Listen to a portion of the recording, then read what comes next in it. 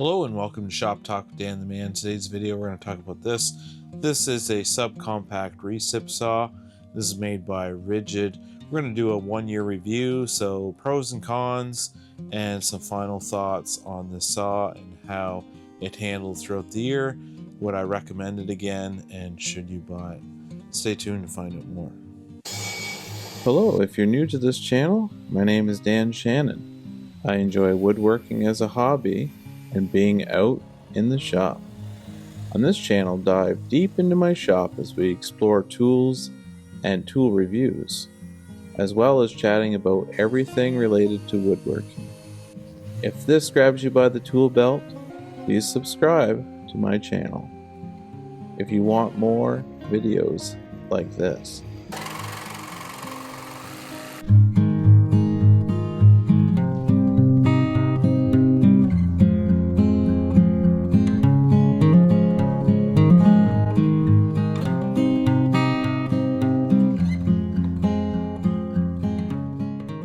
Hello and welcome to Shop Talk with Dan the Man. If you're new here, welcome.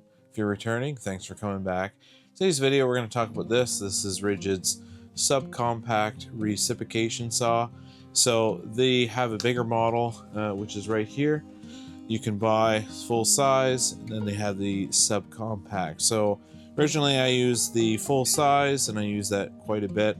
And then I switched to the Sub-compact. So we're going to talk about the Sub-compact today and what it offers. So this is model number R8648. And like I said, this is their Sub-compact. So what does that mean? You can use it with one hand. It's easy to maneuver. You can cut lots of things with it. And it's just really good, really compact compared to their full size, which you need two hands. One for here and one for the handle.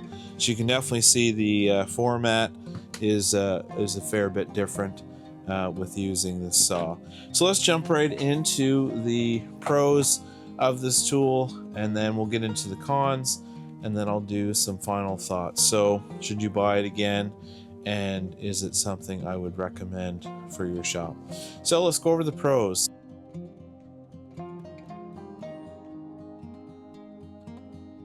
So the first pro is you can use it one-handed. So this is very handy when it comes to around the shop. If you're cutting branches, cutting limbs, different things, having it one-handed, I really enjoy, and compared to the original one where you had to put a hand up front to hold it and maintain your cutting. This one you can do fairly easy with one hand.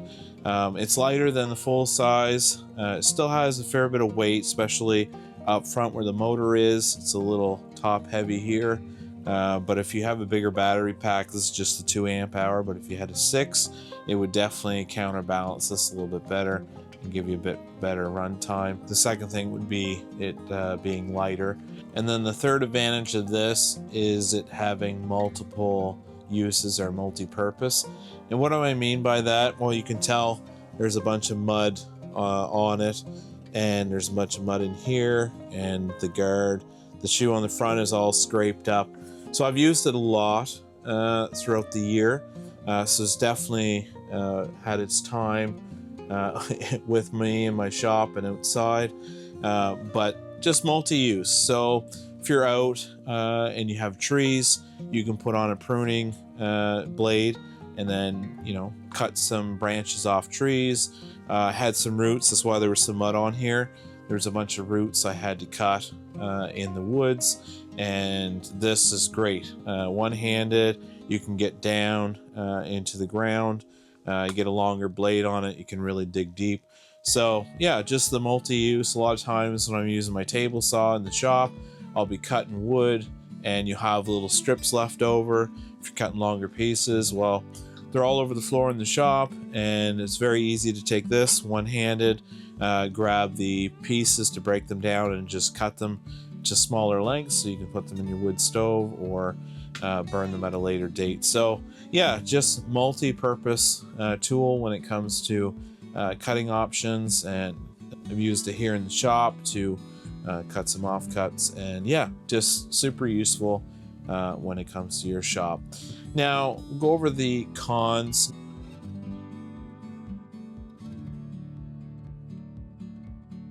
To really dig deep for these cons, because to be honest, this thing works awesome. No issues throughout the year.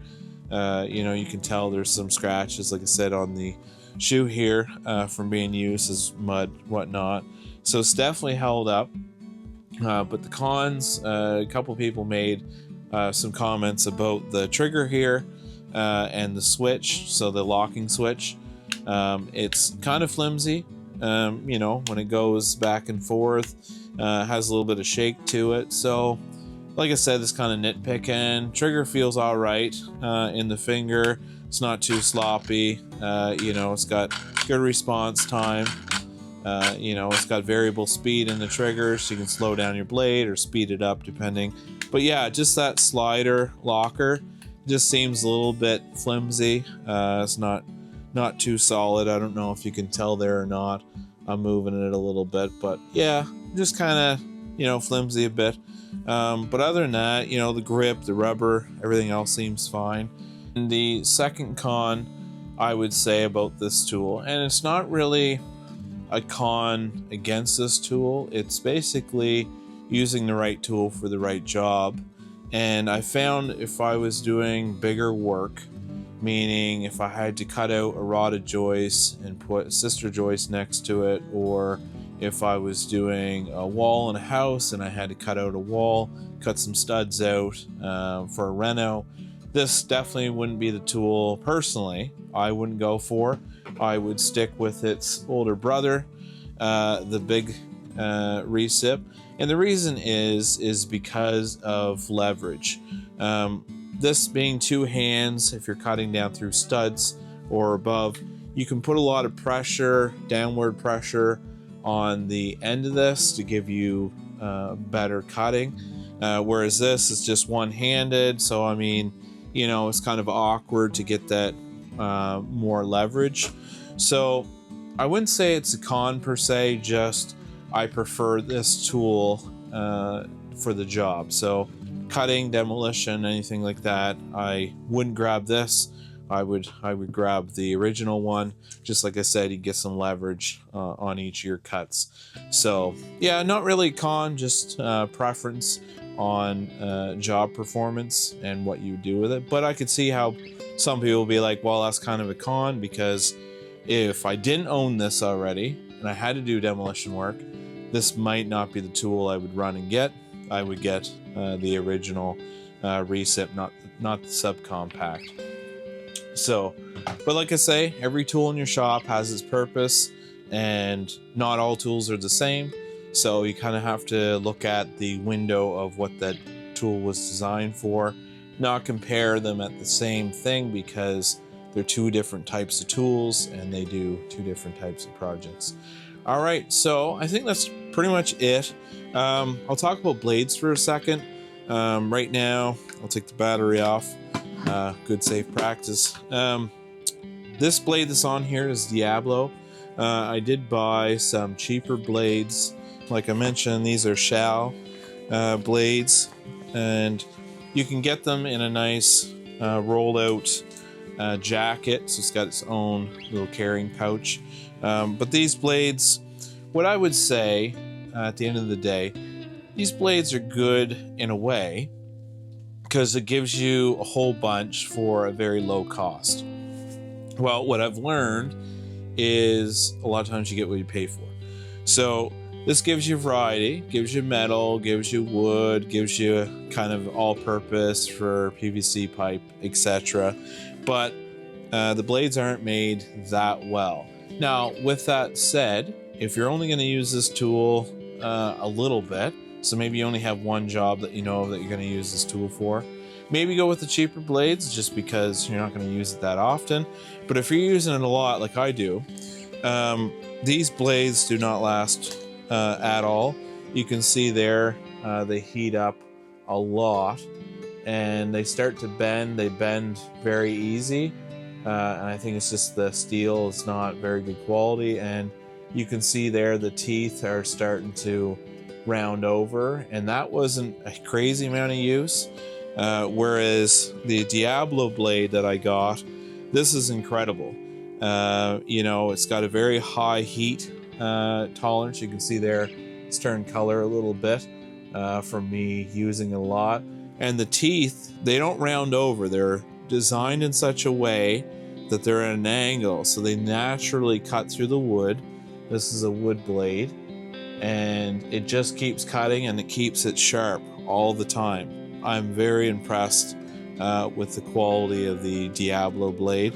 So from here on out, I definitely will be buying the Diablo Warfroid, but Diablo blades for sure. But like I said, you know, the right blade for the job, and also how often do you use your blades. So, and budget, everything's kind of have to go together, your budget and how often you would use this blade. If you're a construction guy, you definitely need something that's going to last and it's going to be sharp. Whereas if you're a hobbyist and, like I said, you don't use it too often, these blades might be a good investment because they come in a pouch. They give you lots of variety and lots of you know, cutting for a very cheap price. I forget what I bought these for, but they weren't that expensive. I think I got all these blades for the same cost as one of these Diablos, so that would give you an idea of how expensive. All right, let's jump into some final thoughts.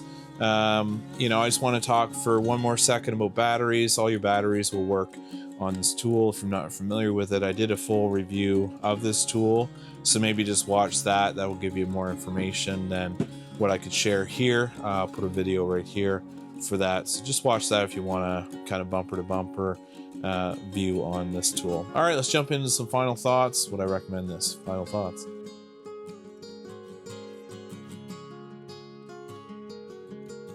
Okay, so final thoughts on this tool.